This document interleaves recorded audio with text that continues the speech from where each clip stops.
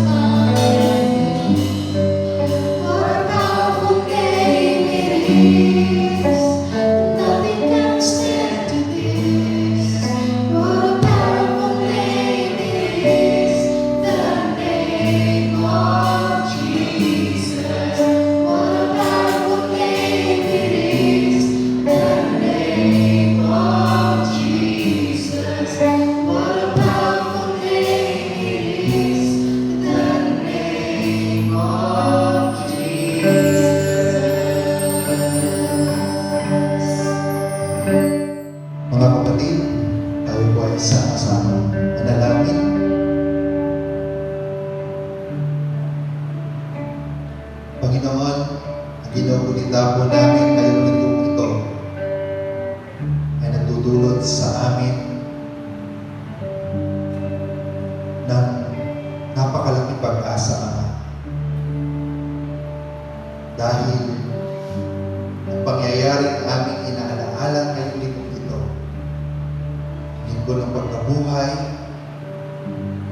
ay hindi lamang isang historical event, kundi ito ay isang dakilang pag-asa ng aming pangkasalukuyang mga buhay at sa aming hinaharap na pamumuhay at maging sa kabilang buhay, Panginoon. Kung dumating man ang panahon, iiwan namin ang pamumuhay na ito at kami ay tumawid sa kabilang buhay. Salamat dahil ang Panginoong Jesucristo ay namatay at muling nabuhay para sa amin. Kaya kami, bagamat hindi man nasa isang lugar, bagamat hindi magkakatabi-tabi,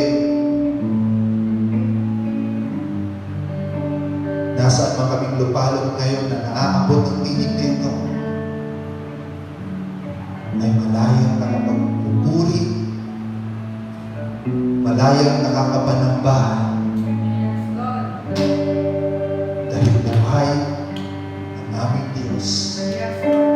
Buhay ang Panginoong Jesucristo at ang kapatawaran ng aming mga kasalanan ay tunay naming nakamtan. At ang buhay na walang hanggan ay hindi lamang isang pangako, kundi ito ay isang katotohanan na pinangahawakan namin. Tangan-tangan namin kayo. Niyayakap namin sa aming buhay. Ama, limitado man ang aming nagagawa, ngunit hindi nito mapipigilan ang aming pananambahan. Limitado man ang aming pagtitipon-tipon, ngunit hindi nito tinatapos pagsigaw ng nag-iisa naming mga puso. Buhay ang aming Diyos. Dakila ang aming Diyos. Dakila ang aming Diyos. At siya ay marapat na sambahin sa Espiritu at katotohanan, ngayon at kailanman. Amen. Amen. Good morning po everyone. Isang mapagpalang araw ng pagkabuhay sa ating lahat. Medyo kakaiba po yung ating Easter ngayon dahil sa napakahabang panahon na nasanay tayo na ang ating Holy Week ay napakaraming church events, napakaraming mga kaganapan sa ating kapaligiran. Ngayon tayo ay nasa ating mga bahay at inaalala ang muling pagkabuhay ng ating Panginoong Hesus. Pero wag po tayong malungkot dahil ang araw na ito ay isa pa ring celebration at commemoration ng ginawa ng Diyos, ginawa ni Kristo para sa atin.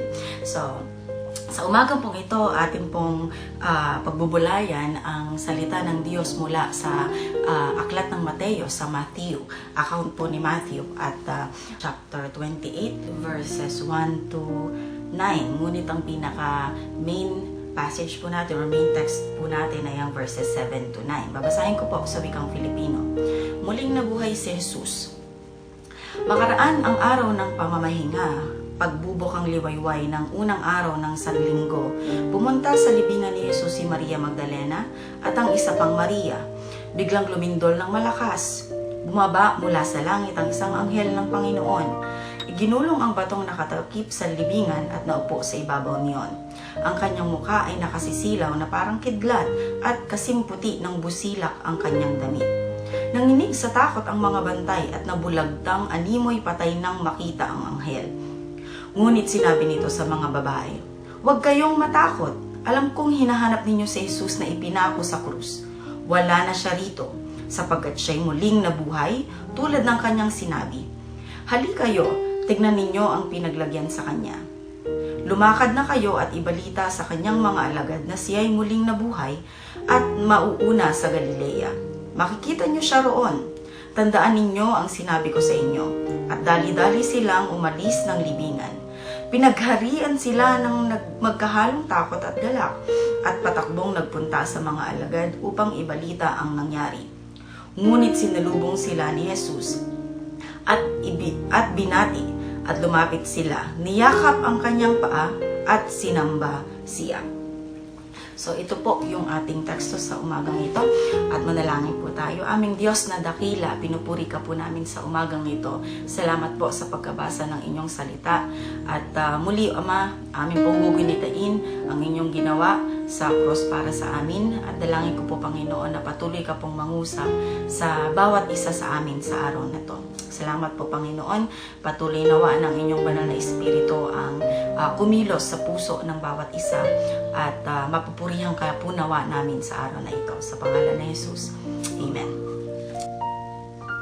So, ito po, in my growing up years, ang Easter po ay isa sa mga ina-anticipate na religious event sa ating bansa. Hindi man sa bansa lang natin, maaring sa buong mundo. So, ang Holy Week po ay isa sa mga pinaka-dragging or yung parang nakakalungkot at sobrang nakaka-boring na event kasi noon naman po ay hindi pa uso yung mga Lenten season, mga palabas sa TV, hindi pa rin uso na may social media. So, napaka-boring talaga. So, parang dati lahat shutdown ng TV, walang radyo, kailangan mag-prepare ka siguro ng movie marathon para talagang hindi ka maboring. And then, maraming ginagawa sa mga churches, hindi lang sa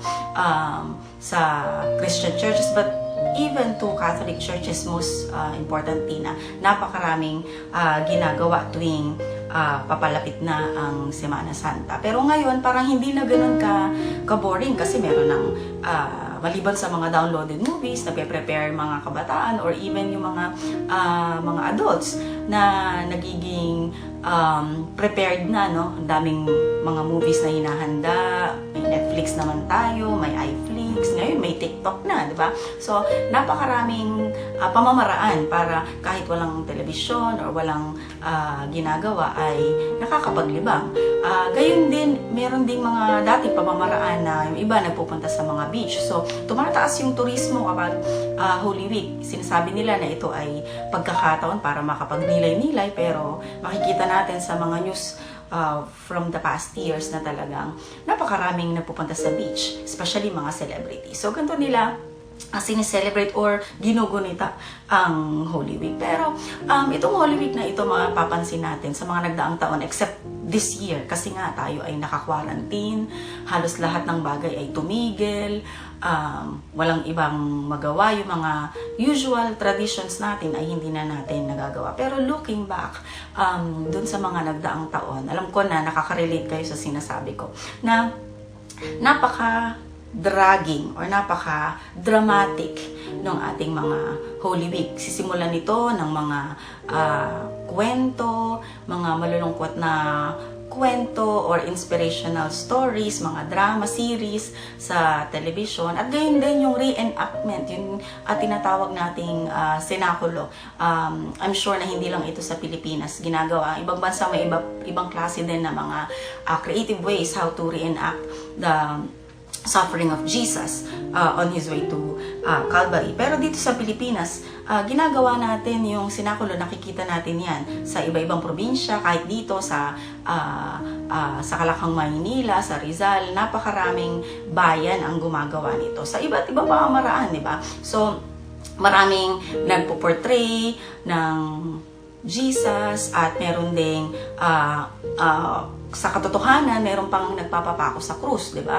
So, alam ko sa Pampanga yun. So, may iba-ibang lugar pa din na gumagawa nun. And I also remember there was this time, siguro a couple of years ago, I have attended a church family retreat. Ito ay Holy Week. So, kami po ay nagbiyahe ng Huwebes ng gabi, papunta ng San Fabian, Pangasinan. Doon kami nag-spend ng Friday and Saturday as family retreat. And there's this event na talagang hindi ko makakalimutan. So, dahil nga po ito ay Semana Santa, mayroong isang grupo ng mga kabataan na gumawa ng sarili nilang sinakulo. So, nag-portray sila, may Jesus, may mga kaawal, may disipulo, may mga crowd. So, yun, yung usual na sinakulo. So, habang sila ay naglalakad, patungo sila. Ang kakaiba dito ay doon sila sa may tabing dagat, papuntang tabing dagat, sa may mga buha-buhangin.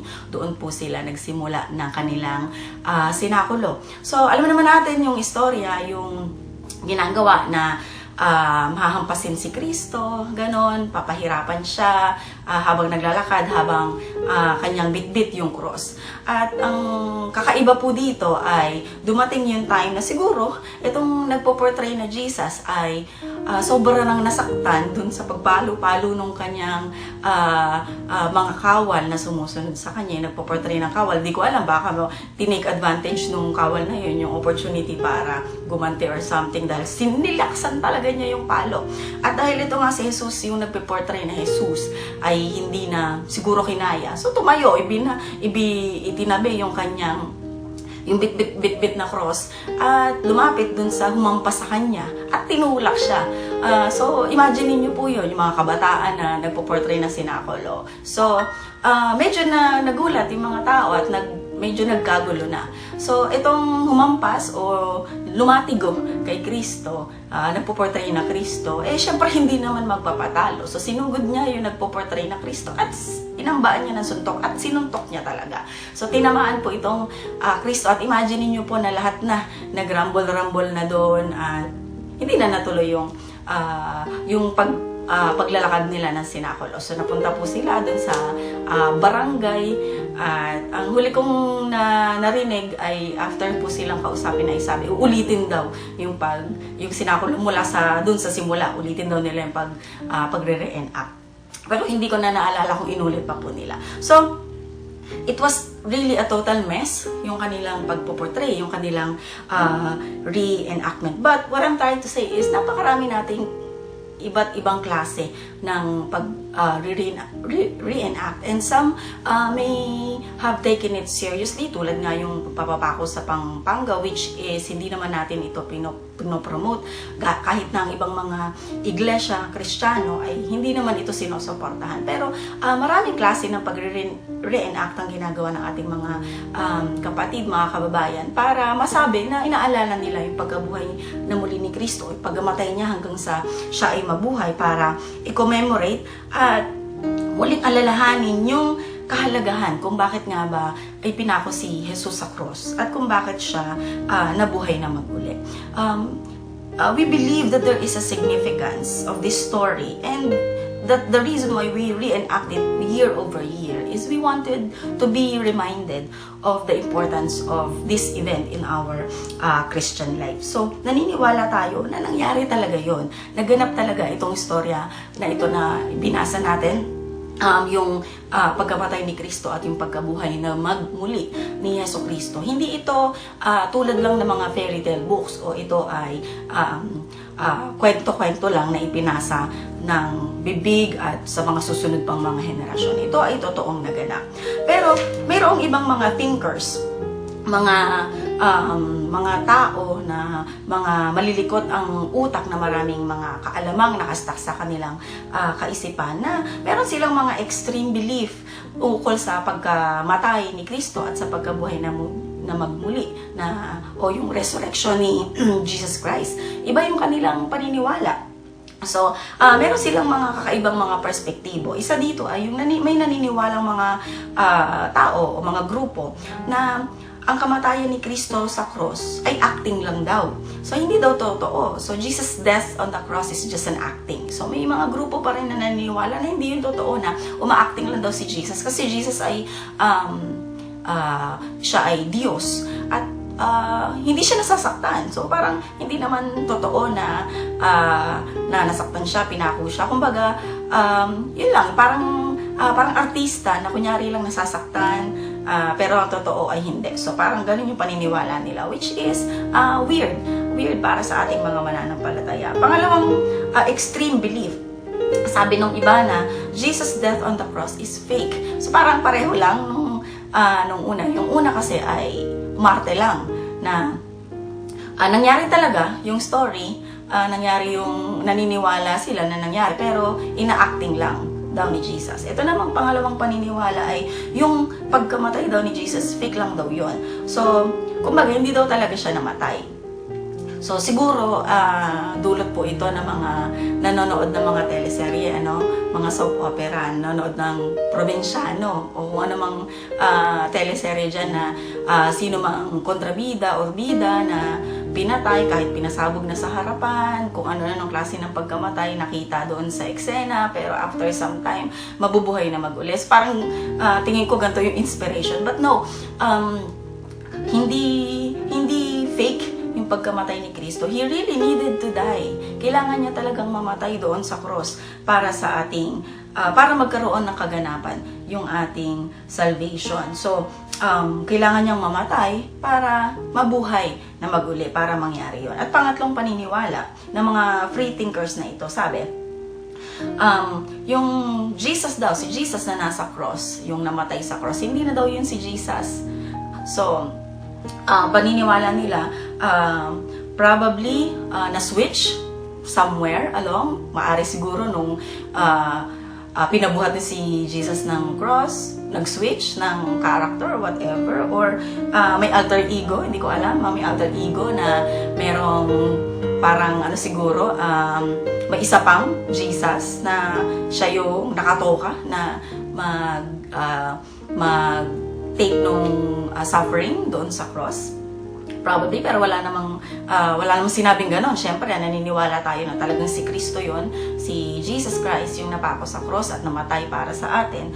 At maari ding iniisip nila na hindi yun si Jesus kasi dahil siya nga ay Diyos, maaring anytime during that process ay pinalitan niya ng tao yun, or maaring iba na yung kaluluwa, mga ganon. So, super extreme talaga yung kanilang paniniwala na hindi talaga si Jesus yung nasa cross, or hindi totoo, acting lang, ganon. Diba? So, napakaraming mga ganito paniniwala, pero these are just three of the extreme beliefs, lalo na ng mga free thinkers na so far na nabasa ko or nalaman ko over the course of study. Pero wala kahit isa dito sa mga nabanggit nito ang totoo. Kasi nga, the purpose of His death is our salvation. Mawawalang saysay lahat. Mawawala ng saysay yung pagkabuhay na mag-uli kung hindi talaga siya mamamatay ng totoo. Kaya nga sinabing resurrection, pagkabuhay, muling pagkabuhay. 'Di ba? So, hindi siya magiging muling pagkabuhay kung hindi talaga siya namatay.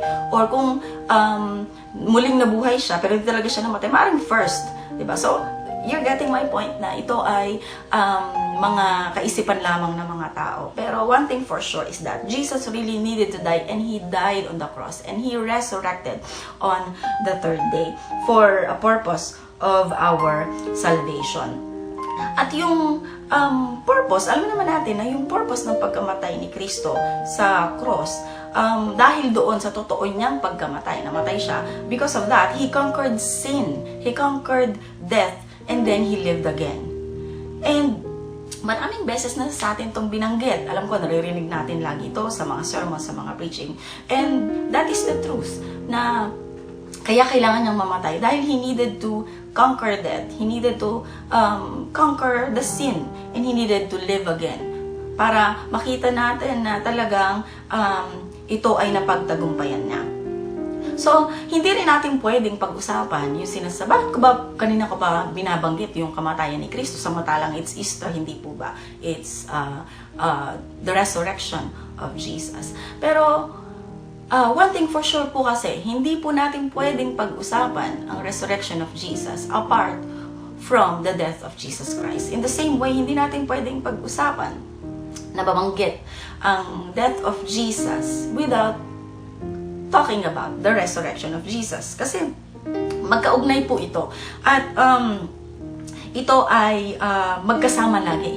Yung essence ng dalawang ito ay magkaugnay. So, ang kamatayan ni Kristo ay nagkaroon pa ng kabuluhan dahil sa kanyang muling pagkabuhay. In the same manner, yung muling pagkabuhay ni Kristo ay hindi rin magaganap kung hindi muna siya namatay. So, yung essence, yung significance of the resurrection of Jesus is also tied up to His death. And yung kahalagahan ng kanyang kamatayan ay lalong na-highlight. Ito ay nabigyan ng kahulugan, ng meaning, ng significance for us sa ating mga mata. Dahil tayong mga tao ay gusto natin lagi tayong may ebidensya, may proof. So, pwede naman, di ba? Pwede naman po na si Jesus ay namatay lang tapos na-save niya na tayong lahat. But no, kung nangyari po yun na namatay lang si Jesus at hindi siya na-resurrect, people would just consider him as the same as just any other religious leaders who promised everlasting life, who promised life after death. But Jesus is different. That's the reason why He also showed us. Kasi pwede naman na hindi na siya ma-resurrect na save niya tayo. He can do anything. But dahil iba siya sa mga Diyos-Diyosa na kanilang sinamba noon. He is the real God. So, siya ay namatay at muli siyang nabuhay. And that is the proof that there is life after this life that we have right now. At ito ay katunayan na napagtagumpayan niya na ang kamatayan at ang kasalanan. At tayo ay nabigyan na ng kalayaan mula dito. Ito yung nagpalaya sa atin mula sa pagkakagapos sa kasalanan at sa kamatayan at doon sa gumagawa ng nag-uudyok ng kasalanan at hari ng kamatayan. So maaring paningin ng tao, he can just be another religious leaders kung hindi siya na-resurrect. But we are so blessed to have Jesus in our life na ipinakita niya talaga na by Himself, we have the assurance that through His resurrection, we have our salvation. Ayan. So, kaya every year, inaalala po natin itong kahalagahan, yung significance ng ating kaligtasan. Ayan po. So, sa ating pag-aalala, atin din pong binibigyan ng kahalagahan o binibigyang emphasis po natin yung katotohanan na si Jesus po ay dumating, namuhay kasama natin, nagkatawang tao, 100% naging tao, at namatay. At dahil dito ay na-destroy niya na yung kapangyarihan ng kamatayan at sa kasalanan, at yung kanyang pagkabuhay na mag-uli ay yung nakapagpabigay sa atin ng kaligtasan. Ito rin po yung tinutukoy sa kanyang mga salita sa Hebreo chapter 2 verses 14 to 15. Sinasabi po dito, yamang ang mga anak na tinutukoy niya ay tao. Naging tao rin si Jesus. Tulad nila, may laman at dugo. Ginawa niya ito upang sa pamamagitan ng kanyang kamatayan ay maigupo niya ang dyablo na siyang may kapangyarihan sa kamatayan. So yung kanya pong pagkamatay at yung kanyang pagkabuhay ay isang patunay na natalo na ni Kristo yung kapangyarihan ng dyablo at ang kanya ng kapangyarihan ang namamayani sa atin. Pero ang katanungan po ngayon, since every year na natin itong ginagawa, maaring sa iba ay naging routine na, naging kasanayan na lang ang pagkabuhay ni Kristo o yung Easter na sinasabi. Napakaraming klase ng pagse-celebrate or pag-alala ang ginagawa ng mga Kristiyano. Maaring kayo rin, meron kayong mga tradisyon sa inyong pamilya o sa inyong lugar na inaabangan nyo yearly. Ngunit dahil sa taong ito, sa ating kinakaharap na krisis sa coronavirus ay hindi natin matutungayan. Pero maaring marami sa atin ay mayroon ng mga tradisyon o nakagawian ng pagsalubong or paggunita sa pagkabuhay na magmuli ni Kristo. Maaring yung iba ay magarbo, maaring yung iba ay simple lang, pero may iba't ibang pamamaraan ng mga tao kung paano mag-celebrate. Tignan po natin, meron pong iba't ibang klase sa iba't ibang mundo. Ako personally, growing up, I have seen a lot of creative ways. Yung tinatawag na salubong, naka-experience na po ba kayo nun? Yung gigising ka ng madaling araw, pupunta ka sa simbahan, titignan mo yung reenactment, dramatization, merong angel, merong Christ, may Jesus, tapos i-reenact kung paano siya nabuhay na mag-uli at kung paano siya sinalubong ng mga disipulo niya. So, dati lagi namin yung inaabangan year after year hanggang na hindi na naging tradisyon sa lugar. So, maraming klase ng pagsalubong. Pero dumating sa panahon na parang naging routinary na lang ito. Maaring minsan nga naging source of pride na lang, at ito ay naging fame na lang. Lalo na yung mga nagpo-portray. I remember in my younger years na feeling ko na yung mga nagpo-portray ng angel ay sikat sila kasi nga every year kakanta sila, tapos makikilala sila ng mga tao. So parang nagiging ano nila kasi may all throughout the year merong search for that angel, parang parang talent show na kung sino yung mapili. Di ang galing niya, 'di ba? Sikat siya na, 'di ba? So yun po yung naging naging routine, naging source of pride.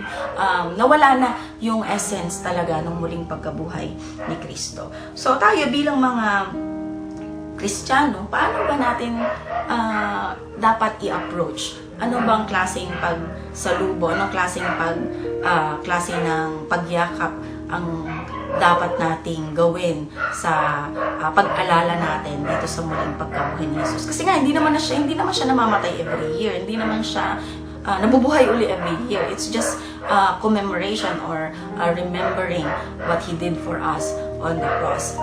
So, yung iba kasi ang paniniwala, parang pag Biyernes Santo, ay patay si Kristo kapag nagkasugat ka, hindi na yan gagaling, bawal ka maligo, dapat sad ka, bawal ka maging masaya, di ba? So, hindi naman ganun kasi nga, hindi naman talaga namatay si Kristo. Hindi naman na natin dapat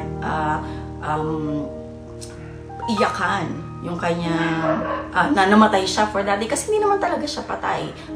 Inaalala lang natin yung ginawa ni Kristo.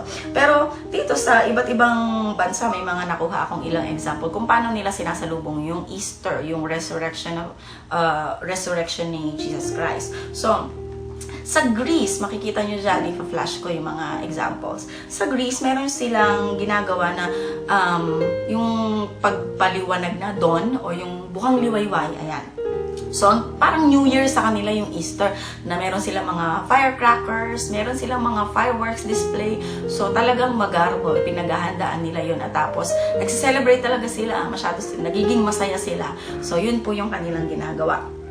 Doon naman sa France, kung saan naroroon ang Eiffel Tower. So, siguro nakikita nyo yan sa mga post sa Facebook or sa mga 7 Wonders of the World. Ayan. So, yung Eiffel Tower, napapaligiran niya ng Eiffel Tower ground. Mga Tadito Park, merong mga Bermuda grass, ganyan. So, every year meron sila doong Easter egg hunt sa Eiffel Tower grounds kasi naniniwala sila na yung egg daw, kasi kaya nga tayo minsan may mga Easter egg, paniniwala ng mga tao na ang egg ay simbolo ng new life, kaya maraming Easter egg. Ayan. Sa New York naman or sa United Kingdom, ang kanila namang pamamaraan ng pagse-celebrate ng Easter ay yung Easter Bonnet Parade. So meron silang mga hats, mga iba't ibang klaseng hat. Dinedecoratean nila yon, pinapaganda nila yon. Lalo na sa UK, kasi sa UK kilala sila sa mga hats. So talagang prestigious at talagang nagagandahan yung kanilang mga hats. So tuwing Easter Sunday, ginagawa nila, talagang pabonggahan sila ng mga hats at sila ay nagpaparada sa kalsada. Also sa Germany and sa Austria, ayan, meron silang ibang klase. Kumbaga kung tayo, meron tayong Christmas tree, sila meron din silang tinatawag na Easter egg trees. So, ang ginagawa nila, yung mga fake na eggs, eggs na, yung iba parang ang ginagawa nila yung mga totoong eggshell, kinokolect nila the whole year, tas dinedecorate nila at sinasabit nila. Pero ngayon, uso naman na yung mga fake eggshells, tas ginagawa nila, sinasabi, kinukulayan, dinedecorate nila yon, minsan mga paints, creative paints, at yun yung sinasabit nila sa Christmas egg trees. Ayan. So, ganun yung kanilang ginagawa. So, napakaraming pamamaraan. Alam ko, pag nag-research kayo, nag-google kayo, or tingin-tingin pa kayo, napakarami sa internet ng mga iba-ibang klaseng pamamaraan kung paano ginugunita at sinasalubong yung resurrection of Jesus. Pero, going back to the scripture, balikan natin yung scripture. Ano ba? Paano ba sinalubong ng mga disipulo? Primarily, nung mga 3 babae na unang-unang nakaalam na wala na si Kristo, yung katawan ni Kristo, doon sa tomb. Paano ba nila, ano ba yung kanilang ginawa nung unang-unang nilang nakita si Jesus? Sisiyasatin natin yung account ni Matthew o sa sulat ni Matthew. Sa ibang mga gospel books kasi hindi masyadong na explain in detail kung ano yung nangyari. Pero dito sa aklat ni Mateo, ang nangyari is matapos makita ng mga babae si Maria Magdalena, si Maria na ina ni Santiago at si Joanna. So matapos nila manggaling sa tomb at sila ay nakausap na ng anghel at sinabi sa kanila, ang hinahanap niyo dito, wala na dito. Siya ay muling nabuhay tulad ng ipinangako niya. Bumalik kayo at ipangaral niyo yon at i-share niyo dun sa inyong mga kapwa disciples. So on their way home, sila ay pauwi. Doon nila nakasalubong si Jesucristo. Nakasalubong nila si Jesus. At ito yung kanilang naging reaction. Ito yung naging approach nila. Sabi ko kanina, babasahin natin muli. Ito ay matatagpuan sa verses 7 to 9. Sabi dito nung anghel sa kanila, lumakad na kayo at ibalita sa kanyang mga alagad na siya'y muling nabuhay at mauuna na sa Galilea. Makikita ninyo siya roon. Tandaan ninyo ang sinabi ko sa inyo. Verse 8, at dali-dali silang umalis ng libingan. Pinagharian sila na nagkahalong takot at galak at patakbong nagpunta sa mga alagad upang ibalita ang nangyari. Verse 9, ngunit sinalubong sila ni Jesus at binati. At lumapit sila, niyakap ang kanyang paa at sinamba siya. Very basic. So, titignan natin, very basic. Hindi na, wala na silang panahon para maggawa ng mga hats, gumawa ng mga confetti para salubungin si Jesus, or siguro kung nung umpisa pa lang ay talagang pinaghandaan na nila, naalala nila, siguro sa sobrang pagdadalamhati nila, sa sobrang nilang kalungkutan nung namatay si Kristo, nakalimutan nila yung promise ni Jesus na siya ay mabubuhay na mag-uli on the 3rd day. Siguro kung naalala nilang lahat yun at hindi sila masyadong nadala ng kanilang damdamin, ng kanilang pagluluksa, baka nakapag-prepare pa sila siguro ng mga banners or whatever. Pero dito, dahil nga wala silang ganon, hindi nangyari yun, wala talagang paghahanda. Ang nangyari dito sa kanilang unang pagkita nila kay Jesus, sila ay sinalubong ni Jesus, sila ay lumapit, sila ay yumuko sa harapan ni Jesus at niyakap yung paanan ni Jesus at sumamba sila. Yun yung kanilang mga ginawa. Now, itong mga bagay na to, we have to understand na akala natin ay simple lang ito. Yun nga, sumamba sila kay Jesus at niyakap nila si Jesus. But there's something deeper than this. Kung titignan natin ang sitwasyon, yung konteksto nito at yung kultura sa panahon na yun. So we have to understand a little bit of the Palestine people. So noon ang mga Palestine people, especially the travelers, hindi po sila nagsusot ng sapatos. Diba? Hindi sila nagsasapatos. So kung saan man sila nagpupunta, di sila nagsusuot ng sapatos, kundi sandalyas lang. So, imagine niyo po yung dirt 'di ba? Yung dumi ng paanan. Imagine yun dun sa lugar nila noon sa panahon ni Kristo na napakaraming alikabok. Na hindi rin natin alam kung si Jesus ba ay naglalakad pa ba noon, baka nagtatransport na lang siya. Ito yung sa isang lugar tapos teleport from one place to another place. Pwedeng ganun, pero wala namang account yun eh. Naisip ko lang. Ayan, pwedeng teleport na lang siya o maaaring siguro nakalutang na siya maglakad. I don't know. Pero siya ay, ang mga Palestinian people noon ay naka-sandals. Hindi sila nagpapa. And also, ang kanilang kultura is bawat bahay, sila ay naghahanda ng panglinis ng paa, panghugas ng paa para sa kanilang mga bisita. Lahat ng kanilang bisita dapat maghuhugas ng paa pagpasok ng bahay. At ito ay yung host ng bahay, siya yung dapat magpahanda nitong panglinis ng paa. This is a sign of hospitality. So sa atin, sa mga Pilipino, kailangan maghanda ka ng pagkain, mag-offer ka ng kahit ano, mangutang ka kung wala kang pera, wala kang pagkain na maihain. That is our sign of hospitality. You offer anything. But for them, the sign of their hospitality is preparing something to wash the feet of their guest. At hindi lang once tong ginagawa. So, kailangan maghugasan ng paa ng kanilang guest pagpasok, pagdating, and before kumain, bago sila mag-share ng meal. But also, ang kaibahan din dito, although the host will need to have something for the guest na makapag-wash siya ng feet, hindi mismo ang host ang maghuhugas ng paa ng kanyang guest. Ang gumagawa po nito ay yung kanyang servants, yung kanyang mga alipin. Most especially kapag yung host o yung may-ari ng bahay ay pareho ng estado sa social status dun sa guest or even higher. Kasi ito ay nagsisenyales ng kababaan. So kapag ikaw ay naghugas ng paa, you are humbling yourself before that person and you are submitting yourself to follow that person and to serve that person. So, syempre yung mga host ng bahay, hindi nila gagawin yun. So, ipapagawa nila sa mga servants nila yung paghuhugas ng paa ng kanilang mga guests. But, they will have their servants to do that for them. So, sila yung mag-prepare ng panghugas ng paa, sila yung maghugas ng paa, mag-dry up ng paa ng kanilang mga guest, not the host.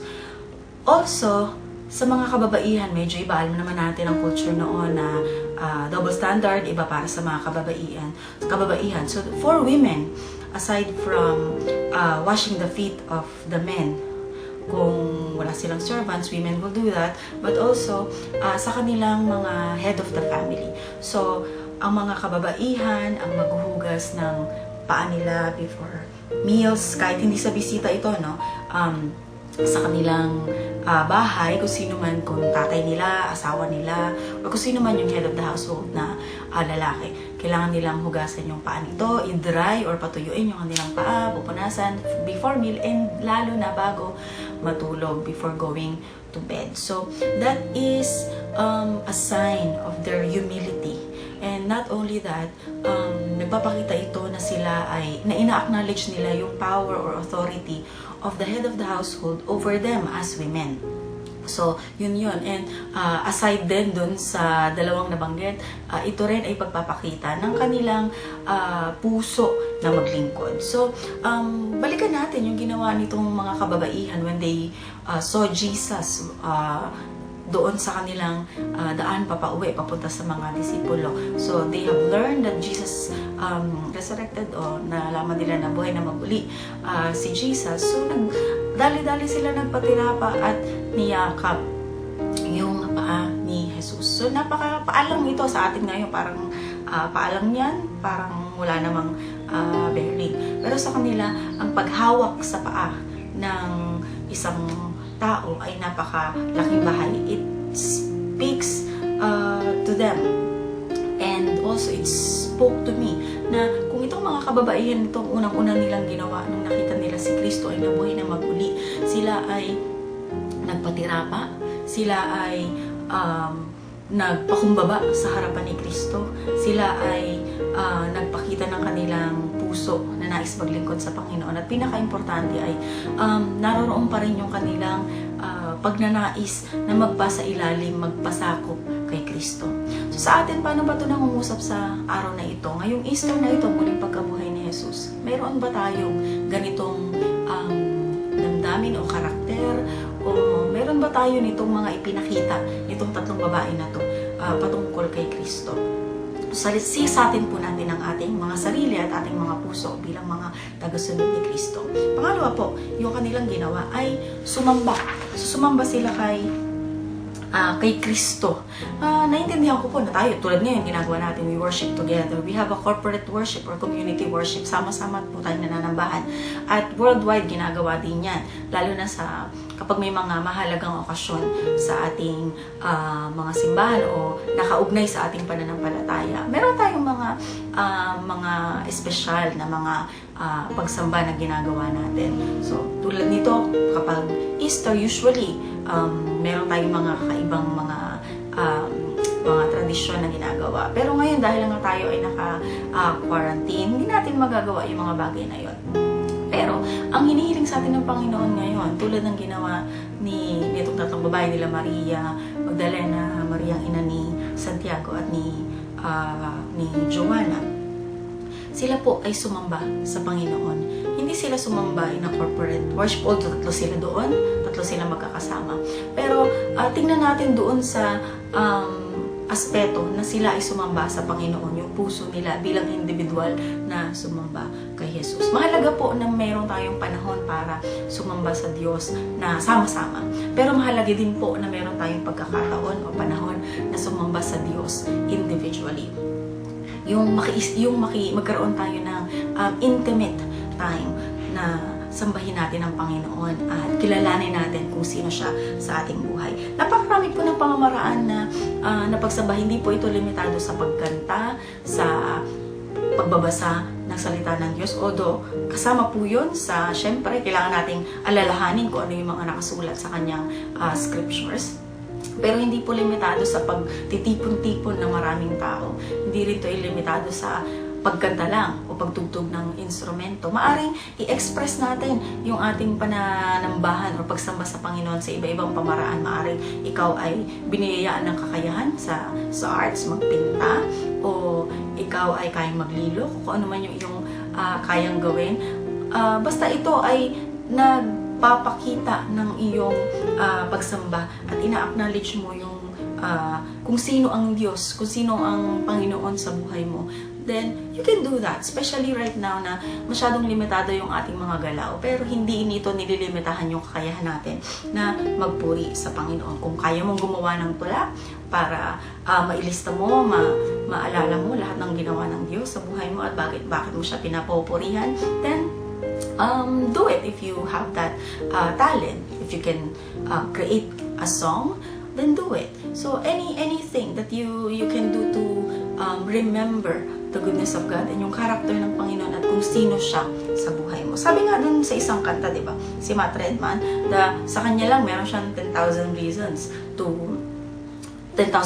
and forevermore, sabi dun sa lyrics. So napakaraming, hindi tayo maubusan ng dahilan para purihin at sambahin ang Panginoon. At sinabi niya mismo dun sa kanyang sulat, sabi ni Apostle Pablo, sa Romans 14:11, babasahin ko po sa NASB version. Sabi dito, "As I live, says the Lord, every knee shall bow to me, and every tongue shall give praise to God."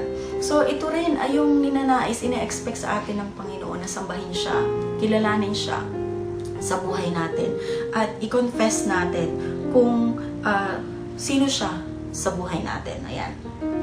So, tulad nga dun sa sinabi sa kanta ni Matt Redman na 10,000 Reasons, may ilan siyang binanggit doon na pinupuri niya ang Panginoon dahil sa pagsikat ng araw. Pinupuri niya ang Panginoon dahil rich in love ang ating Diyos. Pinupuri niya ang Diyos dahil He is slow to anger. So I'm pretty sure that we can remember, we can write down, or we can worship the Lord in many reasons at hindi tayo mauubusan nito. At itong kanta nga na ito ay, ang isa sa mga reference niya ay yung sa Psalms 103 verse 1. Ito po ay sa NLT version. Sabi dito, "Let all that I am praise the Lord with my whole heart. I will praise His holy name. Sa King James, ang sabi, bless the Lord, O my soul, and all that is within me. Bless His holy name. Now, we have to understand that bless the Lord, yung sinasabi ditong bless the Lord, is hindi yung i-bless mo yung Panginoon or magbamano or whatever, ganung bagay. No, it's not that we are blessing the Lord or giving blessing to the Lord. What it means is we exalt the name of the Lord. We magnify and we glorify the name of the Lord. Yun yung sinasabi dito sa Old English, sa King James. So, ano ba ang karakter ng Panginoon pagkakilala mo? And napakaraming bagay na pwede nating alalahanin kung sino siya. We worship Him because of who He is, not because of our circumstances. So no matter if we are in quarantine, we are locked down, hindi nito malilimitahan, hindi nito kayang sikilin yung ating pagsamba sa Panginoon. At hindi rin ito pwedeng gawing dahilan o scapegoat para sabihin natin, hindi natin sasambahin ng Panginoon. So today, as we celebrate Easter, how do you worship God? What are the ways you can worship God individually if we don't have all the freedom to worship in a community or in a corporate worship? Paano natin bilang mananampalataya isasambahin ng Panginoon in our homes, in our room, sa ating mga private moments? At pangatlo, dun sa binasa natin, hindi natin binasa yung buong chapter 28 ng Matthew, pero mapapansin natin na ito ay yung isa sa mga pinakakilalang chapter, yung verses 19 to 20. This is the Great Commission o yung paghayo. Ito yung hinahayo niya yung mga disipulo, yung go and make disciples. So, pangatlong point is, ulitin ko, yung una ay paano nila in-approach yung resurrection of Jesus is they humble themselves, na nagpatira pa sila. They showed their desire to serve the Lord with humility, and they acknowledge yung sa pagpapatira pa nila yun, in-acknowledge nila yung authority ng Panginoon sa buhay nila. Second is to worship. They worship Jesus. And third, we must go and we must live. Go dahil tayo ay kinumisyon. We were sent out. So ito yung, kung babasahin natin yung the rest of chapter 28 sa Matthew, makikita natin na yung mga disipulo ay pinahayo ng Panginoon. They were asked to go, to reach out to the nation, to reach out to the world, to preach what they have learned from Jesus Himself. So He asked them to baptize the nation, to teach them, na turuan sila ng lahat ng natutunan nila, at sila ay reach out. And sure enough, after that, yung mga tagasunod ni Kristo ay nag-multiply ng thousands of disciples, di ba? So, at hindi lang yun nangyari dahil they preach, hindi lang dahil sila ay humayo. Not only that they went and obeyed the commission of God or what God told them to do, sila ay dumami dahil then they lived it out. Sila po ay namuhay na binago na ni Kristo. So mula nung sila ay binago ni Kristo, si Kristo na yung nabuhay sa kanilang buhay, namuhay, nanatili sa kanilang puso at taghari sa kanilang buhay. At dahil dito, si Kristo na yung nakikita sa kanila at nang hindi na sila namuhay bilang mga makasalanan at yung dating nila lang ay nabago na. So, yun yung kanilang ipinamuhay. So, in the same way sa atin, alam ko na tayo ay pinapahayo. Lahat tayo ay pinapahayo. We are asked to go and make disciples. But, aside from going, aside from doing what God told us to do, we should also live in accordance to what God expects us to do. So, kailangan natin na mamuhay ayon dito. Sabi nga dito sa Galatians chapter 2 verses 20 o sa Galatia chapter 2 verse 20, hindi na ako nabubuhay ngayon, kundi si Kristo na ang nabubuhay sa akin. At habang ako'y nabubuhay pa sa katawang lupa, mamumuhay ako sa pananalig sa anak ng Diyos na umiibig sa akin at sa naghandog ng kanyang buhay para sa atin. So ngayon, isang pamamaraan din para ating harapin or i-approach, salubungin ang pag-aalala sa muling pagkabuhay ni Kristo ay ang humayo at ipamuhay yung itinakda ng Diyos na ipamuhay natin, na si Kristo na dapat ang makita sa ating buhay dahil siya ay namatay sa cross at ibinigay ang kanyang dugo para sa atin. Yun. So, ayun, ano ba sa atin personally? How did the passage speak to you? Sa akin po, nangusap ito sa akin sa mga pamamaraang aking nabanggit. And maaring iba rin ang pangungusap nito. Muli ang katanungan ko sa bawat isa sa atin. Sa pagharap natin ngayon, sa pag-celebrate at pag-commemorate natin sa resurrection of Jesus at sa pag-celebrate natin ngayong Easter, let us ask ourselves these things. Do you have a heart? Do you have a humble heart willing to serve Jesus? Do you acknowledge the power of Jesus over your life?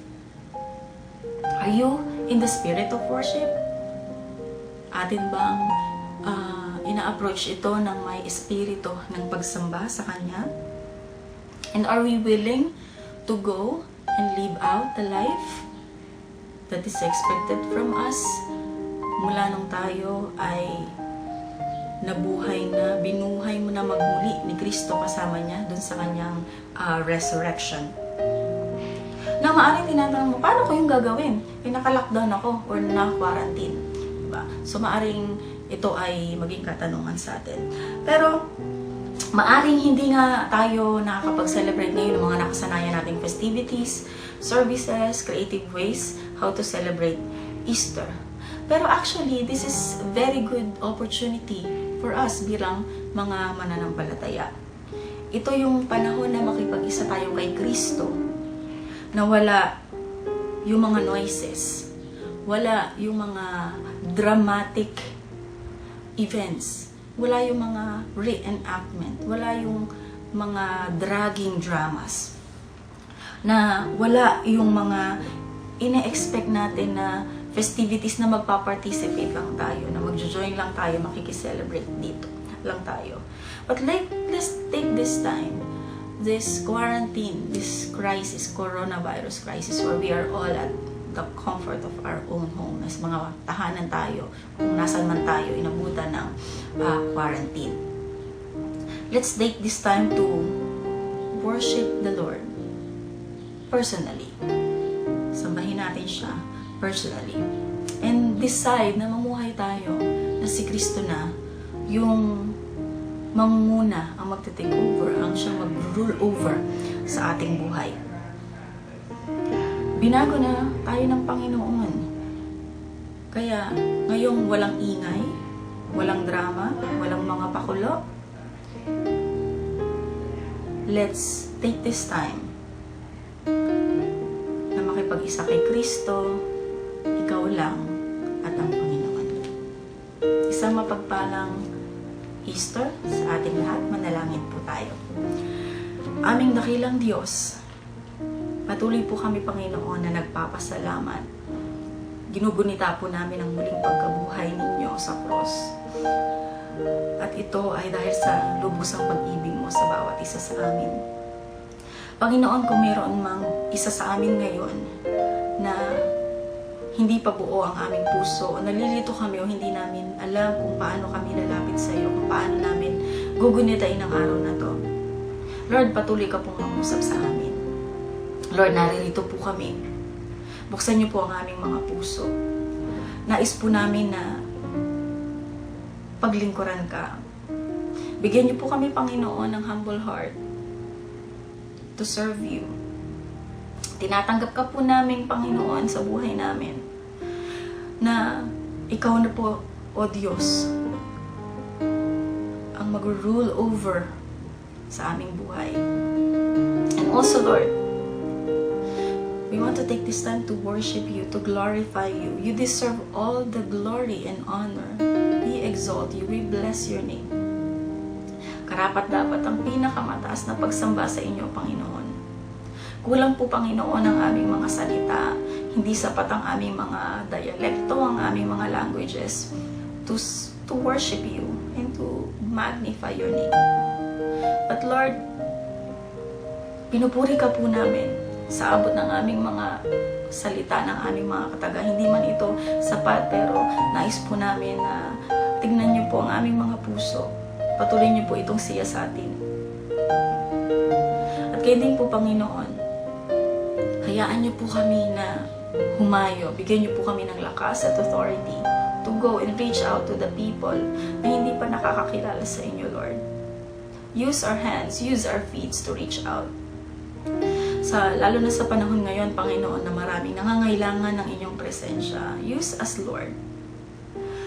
Na yung inyong pag-ibig at yung inyong resurrection and yung inyong love, Panginoon, ay maging evident sa aming mundo at sa aming kapaligiran. Alam ko po, Panginoon, na ang bawat isa po sa amin ay tinawag mo to reach out to the nations. Hindi namin kailangan umalis sa aming mga tahanan. Hindi namin kailangan pumunta sa mga malalayong lugar. We can start from our very own homes, from our families, from our friends. We have all the means. We have the technology that you have provided. Lord, use us by all means to reach out. And in the same way, Lord, tulungan niyo din po kami, Panginoon, na ipamuhay yung buhay na ibinigay niyo sa amin. Yung kalayaan mula sa kasalanan, yung kalayaan mula sa kamatayan. Nanawa, ikaw ang maghari sa amin, Panginoon, mula ngayon at magpakailanman. At dalangin namin, Panginoon, na patuloy ka naming mapapurihan sa buhay namin, sa lahat ng aming gagawin na ikaw ang makita. Salamat po, Panginoon, dahil binigyan mo kami ng pagkakataon na mamuhay ng malaya. Malaya mula sa kamatayan, mula sa gawa ng mga kaaway at ng Diablo. Alam namin, Panginoon, na ito na ikinapi mo sa krus ng Kalbaryo at sa iyong muling pagkabuhay. Salamat po, Panginoon. Tulungan mo po kami na mamuhay ayon sa iyong kalooban. At ngayon, Panginoon, kami po ay nagagalak at muli naming gugunitain ang inyong ginawa para sa amin. Salamat po, Panginoon. At sa bawat isa sa amin ngayon, pagpalain mo po hanggang matapos ang aming gawain ngayon. Salamat po sa technology din, Lord, that we get to participate ng corporate worship kahit kami ay magkakalayo. Panginoon, patuloy po namin inaalala yung aming krisis. Alam po namin that you are with us. You are fighting for us. You are in the midst of all this. Patuloy mong patatagin ang bawat isa sa amin. And reach out those people, Panginoon, na nangangailangan din ng tulong mo. Alam ko, Lord, na mahal mo sila at hindi mo sila pababayaan. Bless them, Lord, and use us as a channel of your blessing to these people. Salamat po, Panginoon. Ito ang aming dalangin. Sa pangalan ni Jesus. Amen. Mga kapatid, tayo man ay nasa ating kanya-kanyang mga tahanan, ngunit patuloy pa rin nating sama-samang alalahanin ang huling hapunan, ang seremonya ng banal na hapunan na isinagawa ng ating Panginoong Jesucristo kasama ang kanyang mga alagad. Ang hapag ng Panginoon ay isang taimtim na pagpapahayag ng kamatayan ng Panginoon hanggang sa kanyang muling pagparito. Isang pag-alaala sa kagandahang loob ng Diyos sa pamamagitan ng kanyang mabiyayang pagpapatawad sa ating mga kasalanan. Ito ay hindi lamang isang ritual na ginagawa ng Iglesia, kundi ito ay isang pagsunod sa utos ng Jesucristo na ating Panginoon. Hindi nito napapatawad ang ating mga kasalanan, subalit sinasalamin nito ang bagong tipan ng makikipag-ugnayan natin sa Diyos sa pamamagitan ng kamatayan ni Jesus sa krus ng Kalbaryo. Ito rin ay isang mahalagang pagpapakita ng ating pakikipag-isa sa katawan ng Kristo, ang Iglesia.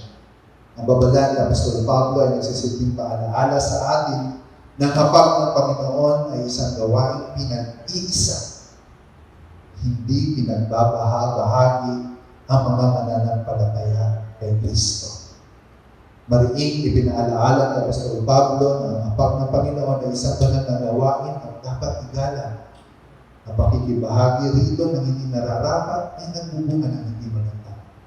Ang hindi nararapat na pagtanggap at pag-inom sa mga elemento ay isang kasalanan sa katawan at dugo ng ating Panginoong Jesucristo. Dahil dito, kinakailangan saliksikin natin mabuti ang ating sarili upang ating magiyak ng buong kamalayan na tayo'y karapat-dapat na sumalo sa banal na hapag ng ating Panginoon.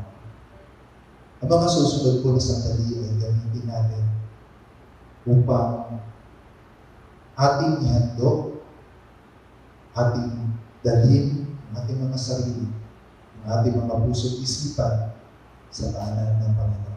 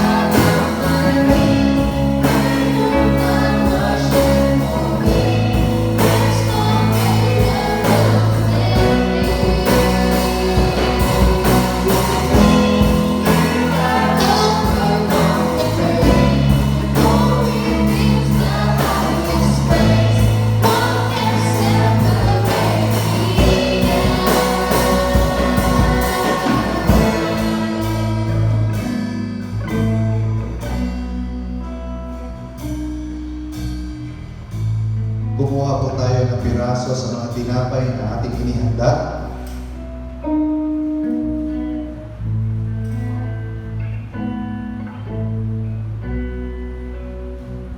Hawakan po natin ito at tayo po ay sabay-sabay na manalangin. Panginoon naming Diyos, lubos ang aming pasasalamat sa iyong dakilang pagmamahal sa amin. Bagamat kami po ay hindi karapat-dapat sa iyo, minarapat mo pa rin kaming maging mga anak mo sa pamamagitan ng pagkamatay ni Jesus sa krus ng Kalbaryo para sa ikapagpapatawad ng aming mga kasalanan. Dalangin po namin na sa aming pagtanggap sa katawan ni Jesus na nabayubay sa krus, patuloy po ninyong paglalapin ang aming mga puso sa pagpupuri sa iyo. Pagpalain mo po ang tinapay na ito upang ito'y maging pagpapala rin sa amin. Sa pangalan ni Jesus. Amen. Itaas po natin ang ating mga tinapay sapagkat ito ang turo na tinanggap ko mula sa Panginoon at ibinibigay ko naman sa inyo. Nung gabing siya'y ipinagkanulo, ang Panginoong Jesus ay lumambot ng tinapay, nagpasalamat at pinagpira-pira sa iyon at sinabi, ito ang aking katawan na inihandog para sa inyo. Gawin ninyo ito bilang pag-alaala sa akin. Mga kapatid, sabay-sabay po natin tanggapin ang tinapay na ito.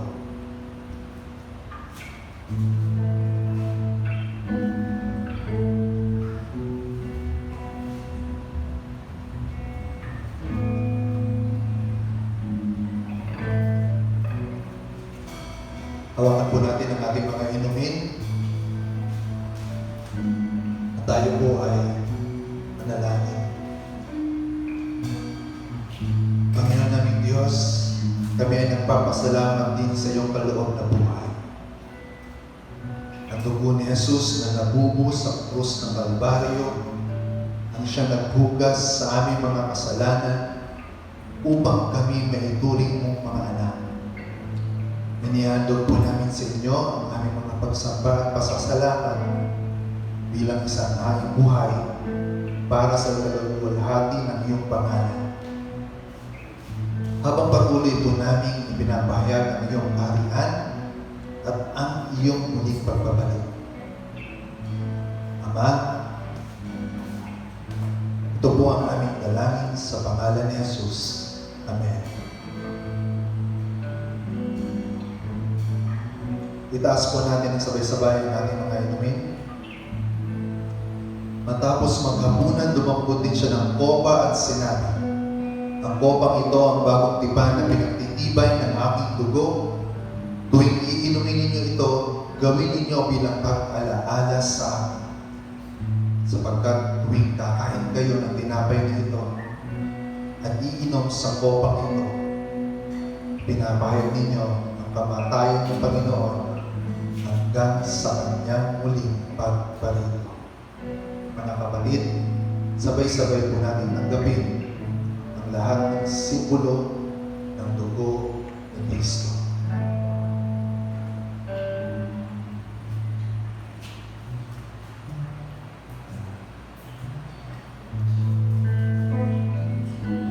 Tayo po ay muling umawit.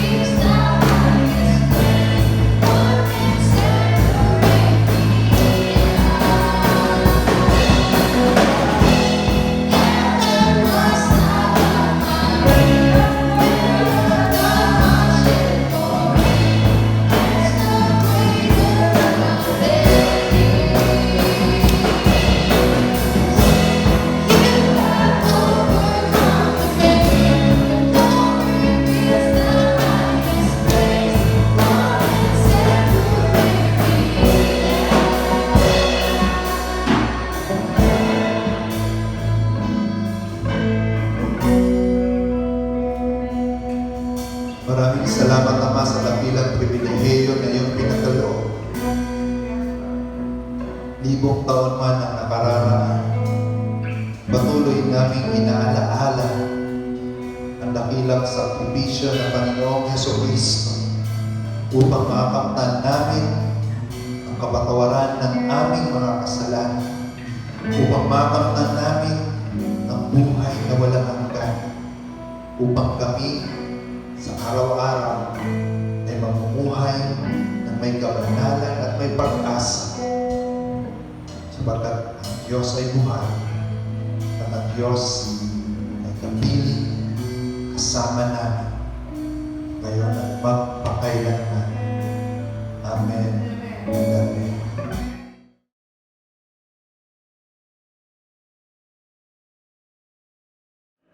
Magandang umaga po sa bawat isa sa atin mula po sa inyong distrito sa Metro Manila District. Alam niyo po, sa umagang to ay nagse-celebrate tayo, pinagdiriwang natin ang araw ng pagkabuhay ng ating Panginoon. Muling nabuhay ang ating Panginoon at sa kabila ng ating pinagdaraan ng COVID-19 ay hindi magiging hadlang ito upang sariwain natin, alalahanin natin ang kanyang muling pagkabuhay. Ang aking panalangin, ang nararanasan nating problema na dulot ng virus na ito ay hindi maging hadlang na tayo tumayo, manampalataya at magpatuloy para sa gawain ng Panginoon. Ang muling pagkabuhay ng ating Panginoon ay muling pagkabuhay ng ating pag-asa, muling pagkabuhay ng ating pananampalataya, at muling pagkabuhay ng bagong hamon sa ating pananampalataya. Ang aking panalangin, tulungan niyo po ang ating mga pastor. Magpatuloy po tayo sa ating pananampalataya. At sa lahat ng nangyayari, ang Panginoon pa rin ang nagkokontrol ng lahat na ito. Muli, salamat po sa inyong presensya. Sa Diyos ang papuri.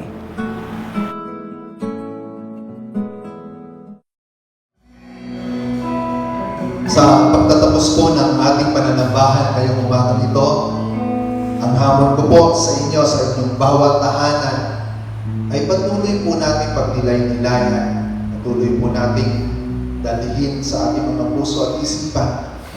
Ano nga ba ang mensahe ng muling pagkabuhay ng Panginoong Jesucristo sa gitna ng punos na ating nararanasan? Ano nga ba ang ibig sabihin na mayroon tayong Diyos na buhay sa gitna ng mga pagtitiis, sa gitna ng mga paghihirap na ating nararanasan ngayon? Ano ang mensahe nito sa ating mundo? Ano ang mensahe nito sa ating bansa at sa ating mga pamunuan? Anong mensahe nito sa bawat pamilyang Pilipino? At higit sa lahat, kapatid, ano ang mensahe nito sa iyo mismo? Ikaw mismo. Ano ang nais iparating ng Panginoong Yesus? Ano ang pangungusap ng Banal na Espiritu sa ating mga puso at sa ating mga isipan? Nasa gitna man ng unos, kapiling natin ang Panginoong Jesucristo. Diyan ang dakilang pag-asa na mayroon tayo ngayon at magpakailanman. Patuloy tayong magpuri, patuloy tayong magpasalamat, at huwag kang mahiya. Tumayo ka sa harapan ng cellphone mo, tumayo ka sa harapan ng TV mo ngayon. Kung gusto mo tumalon, kung gusto mo itaas ang iyong kamay, kung gusto mo tumingalan, kung gusto mo lumuhod, at kung anumang kapararaanan ang gusto mong gawin ngayon, muli sa pagwawakas ng ating gawain, tayo ay sabay-sabay na umawit, tayo ay patuloy na sumamba, sapagkat ang Diyos na ating tinuluran ay hindi gawa sa bato, hindi gawa sa kahoy. Ang Diyos na ating tinuluran ay tunay na buhay na Diyos, at marapat lamang na sambahin, marapat lamang na purihin ngayon at magpakailanman. Amen and Amen.